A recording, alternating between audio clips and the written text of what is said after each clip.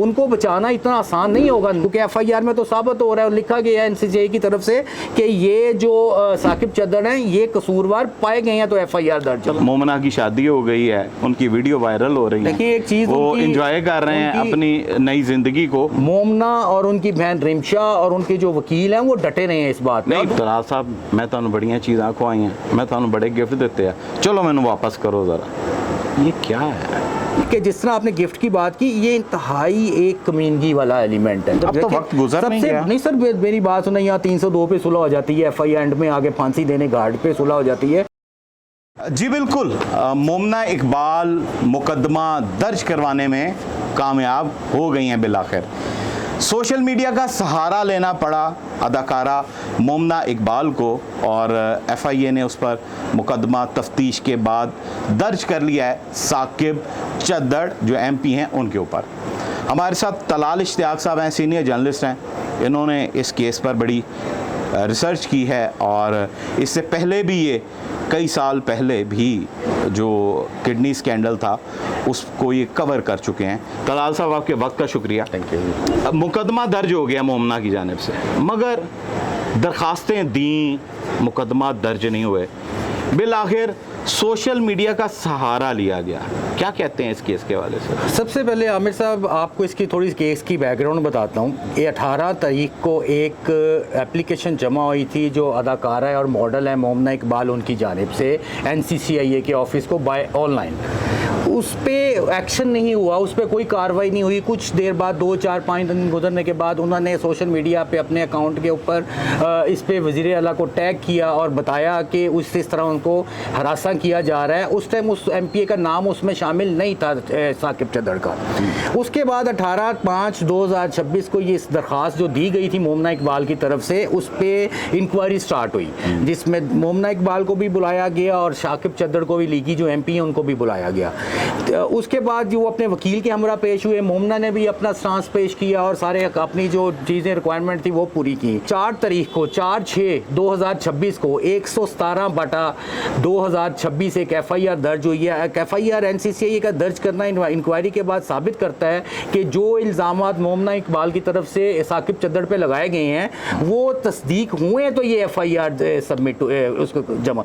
उसके बाद साकिब चद्दड़ ने अपने वकील के हमरा एडिशनल सेशन जज इरफान साहब हैं, उनकी अदालत में पूरी ज़मानत करवा ली है।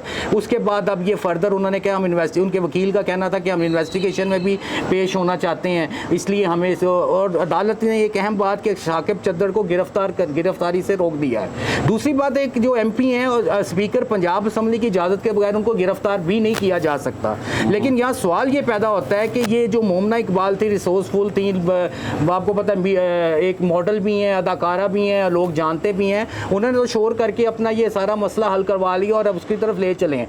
और जबकि आम आदमी के लिए रसाई NCCIA के लिए या इसके लिए एक बहुत बड़ा सवालिया निशान है। नहीं, पर तलाल साहब सोशल मीडिया का तो सहारा लेना पड़ा उन्हें, और हमने देखा भी कि जिस तरह से उससे पहले कार्रवाई नहीं हुई, तो चलें अब देर आए दुरुस्त आए, मुकदमे का अंदराज तो कर दिया गया। 4 तारीख को हो चुका है और इन्वेस्टिगेशन मुकम्मल करी। फर्दर आप आगे क्या देखते हैं कि मोमना इकबाल और साकिब चद्दड़ के दरमियान जिस तरह से अब तनाज़ा चल रहा है, उनकी बेगम ने जमा नहीं करवाया, सुमेरा सदीक जिनका नाम है, उन्होंने मोबाइल जमा नहीं करवाया। बिल्कुल आप ठीक तो कह रहे इस पर क्या आपके ज़राए कहते हैं? देखिए बात ये कि मोबाइल तो उनको देना पड़ेगा हर सूरत में। देखिए साकिब चद्दड़ ने भी अपने दी हैं जिसमें से ये चीज़ें मैच की गई हैं और मिलाई गई हैं। जो मोमना की बहन रमशा है उनकी जानिब से एक USP दी गई थी जिसमें बताया गया था कि ये वीडियोज़ उनकी रिलीज़ की गई हैं और उनको हरासगी की जा रही है, थ्रेट दिया जा रहा है, जान से मारने की धमकियाँ दी जा रही हैं।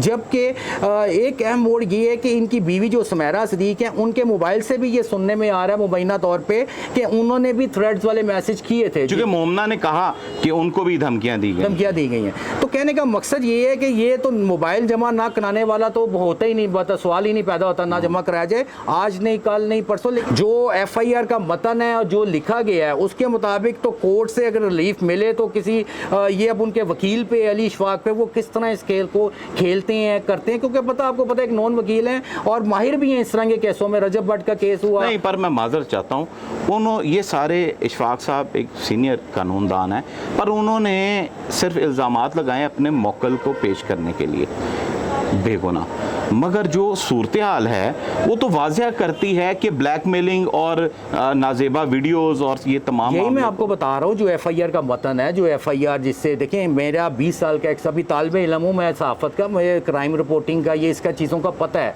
क्योंकि मेरा स्टार्ट ही क्राइम रिपोर्टिंग से था। मैंने ये चीज़ें जब एफआईआर देखी है तो बड़ी खौफनाक सी एफआईआर है। उसमें साबित होता है कि जो लीगी एमपी है साकिब चद्दड़ एक बड़ी मुश्किल में है, उनको बचाना इतना आसान नहीं होगा। ना कि मैं आपको ये बात बताऊँ कि वैसे एक माजी में भी आप देखा जाए इस तरह के कई केसेस जो उछले हैं हुए, नॉमिनेटेड है, बड़े हाई प्रोफाइल केस हैं, उनके एंड आफ्टर किसी ना किसी टेबल पे बैठ के सुलह का भी हो सकता है। अब ये देखना है कि कोर्ट में ये इसको किस तरह लेके चलते अली इशफाक, उनके लिए भी एक भारी जिम्मेदारी शायद उसमें होता है, क्योंकि एफआईआर में तो साबित हो रहा है और लिखा गया है एनसीसीए की तरफ से कि ये जो साकिब चद्दड़ हैं ये कसूरवार पाए गए हैं, तो एफआईआर दर्ज। तलाल साहब, वैसे उनके तो पावर टैक्टिक्स थे ना कि शायद इस मुकदमे के अंदराज से पहले कुछ सुलह सफाई हो जाती, मगर मुकदमा दर्ज हो गया है, मोमना की शादी हो गई है, उनकी वीडियो वायरल हो रही है, देखिए एक चीज़ वो इंजॉय कर रहे हैं अपनी नई ज़िंदगी को।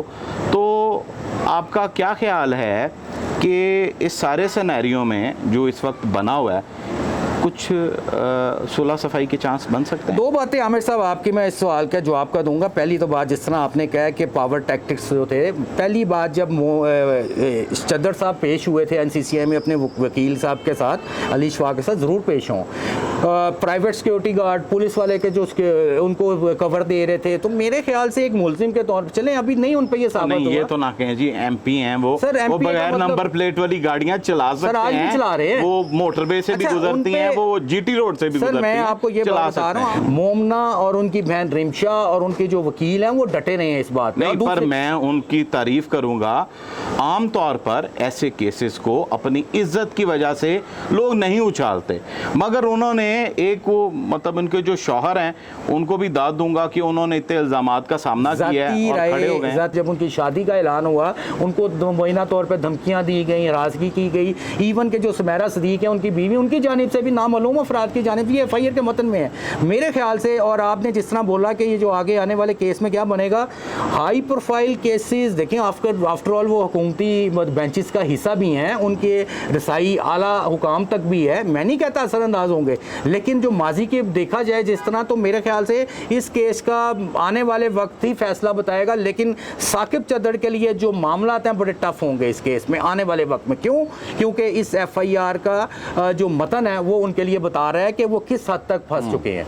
तलाल साहब, मैं तुहानू बड़ियां चीज़ां खुआई हैं, मैं तुहानू बड़े गिफ्ट दिते हैं, चलो मैनू वापस करो ज़रा। ये क्या है सर? में क्या है? मैं ज़ाती तौर पे अली इशफाक से गिला करूँगा। देखें, आप चौंक के अंदर, चौराहे के अंदर खड़े होके, उनका एक क्वेश्चन था मुबैना तौर पे, वो माने ना माने ऑन रिकॉर्ड चला है। उन्होंने कहा था जी ये 4 साल 3 साल हाई प्रोफाइल गिफ्ट मोमना को मिलते नहीं हैं, तब वो किस पर्पज़ में लेती नहीं है। कि जिस तरह आपने गिफ्ट की बात की, ये इंतहाई एक कमीनगी वाला एलिमेंट है। मैं अपनी ज़ाती राय बता रहा हूँ, मैं किसी की नहीं बता रहा। अगर आपने किसी को अपने अच्छे ताल्लुकात की बेस पे गिफ्ट दी है तो मेरे ख्याल से उसको मांगना और उनको हाई ये कह देना, और उनका ये कह देना साकिब चद्दड़ का कि आज उनका हस्बैंड जो प्रेस कॉन्फ्रेंस करने मेरी हाई कोर्ट में बेल कराने मेरी गाड़ी में आया है। साकिब चद्दड़ साहब तो बेचारे बोले ही नहीं, वो हिलते ही रहे हैं। नहीं, उन्होंने ये कहा कि ये जो मेरे पे इल्ज़ाम लगा रहा है मेरी गाड़ी में ही आया है बेल कराने। पहली बात ये है, साकिब चद्दड़ को अल्लाह ताला ने इज्जत दी थी, उनको चाहिए था अगर आपका एक क्लैश हुआ है तो इस चीज़ को जब देखें